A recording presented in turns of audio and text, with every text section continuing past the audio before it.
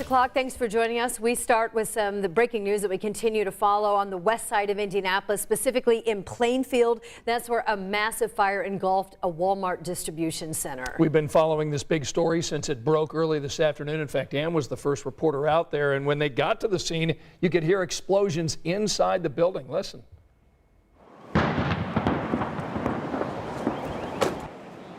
Yeah, one after another, a series of them certainly did get your attention out there, as well as these flames that shot up for several stories for many hours. Officials have confirmed, amazingly, all of the employees have been accounted for, about 1,000 of them, and we're told they're safe.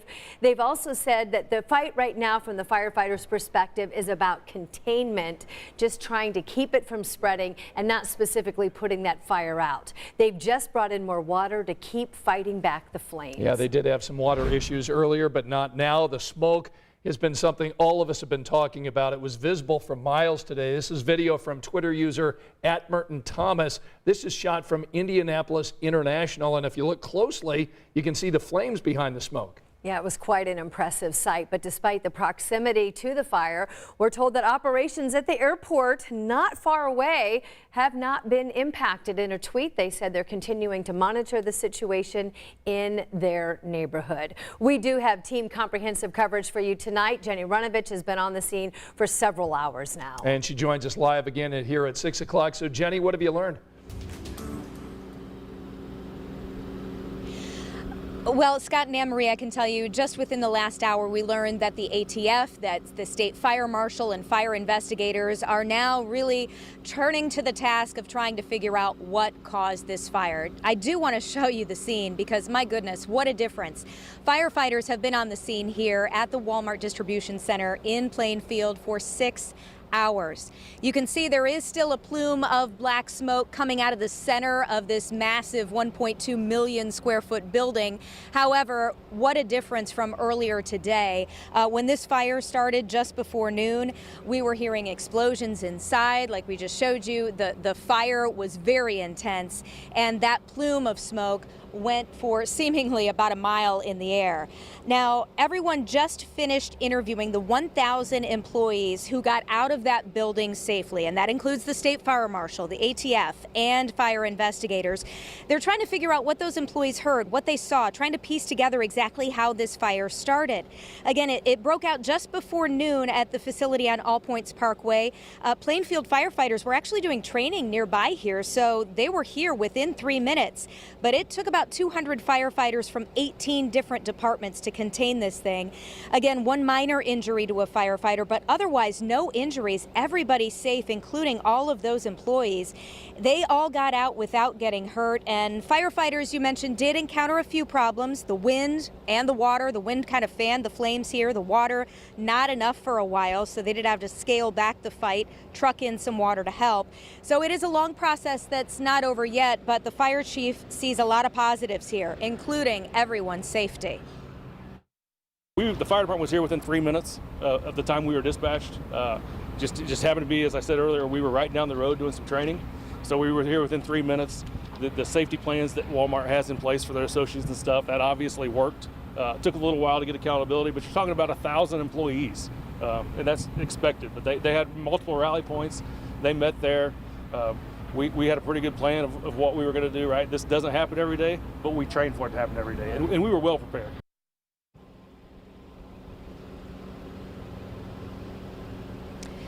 And clearly, because of that preparation, is the result that you're seeing here. No one injured except for that minor injury to a firefighter, and firefighters finally able to get control of this thing. We can tell you, as far as the employees, after they were interviewed by the ATF and state fire marshal, they were taken to an Amazon facility nearby for reunification for family members. So hopefully families who had loved ones here, they're starting to get to see them again. Again, they were safe. The other concern all afternoon long was that huge plume of smoke that so many of us saw. It was very windy, so a lot of that smoke was carrying north to some neighborhoods in the Plainfield area, and firefighters were concerned about the air quality, some of the debris that was falling into those neighborhoods. My colleague Lauren Kostick had been looking into that today, and she joins us live with more on that. Lauren? Yeah, Jenny, I'm just down the road from the facility, and things have quieted down compared to earlier. I think a lot of people are listening to the advice to stay inside their homes, but just earlier we did see dozens of people out here watching it all unfold, and there was a lot of uncertainty and worry for those that were inside and responding to this fire. You know, some neighbors described it almost like an eclipse or a big thunderstorm rolling through. They said it got very dark very quickly. Another neighbor I spoke with said she could actually feel the heat from the fire just down the road here. And another said they heard the explosion and it shook their home. And I did speak with one neighbor. She was from Danville. She was actually driving through on the road here when she saw the fire start. And here's what she witnessed. We heard explosions about every 5 minutes. Some were small, some were big. After the very big ones, you could see a new plume of smoke and flames come up. Pretty high. A lot of the people that came out and stood beside us said they felt the explosion shake their home. And we watched it spread from this side all the way around to the front.